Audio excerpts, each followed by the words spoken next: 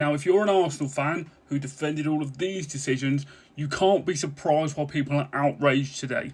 Now, let me get this out of the way. This is absolutely like a foul. It just is, unfortunately. But so at the same time are these.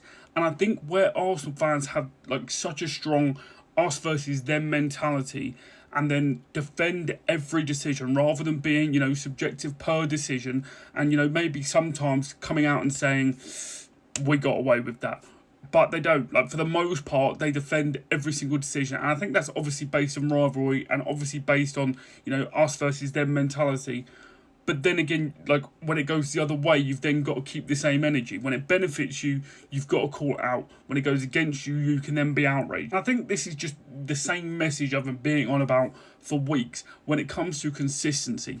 Because believe it or not, for fans, nothing happens if you say, we got away with one. And I understand it. Arsenal fans don't want their wins or goals or, titles tainted with things like this.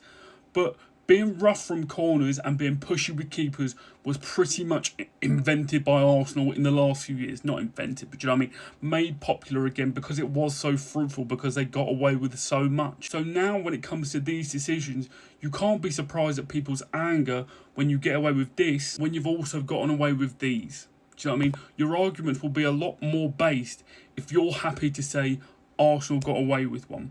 Because then when it comes around, you can say, no, I said that one, shouldn't have been given or should have been disallowed. And I feel like that's just not in the football rivalry of like conversations, you know what I mean? And this is a point that may fall flat because without sort of subjective decisions and contentious arguments, football rivalry maybe doesn't sort of work. And I get that.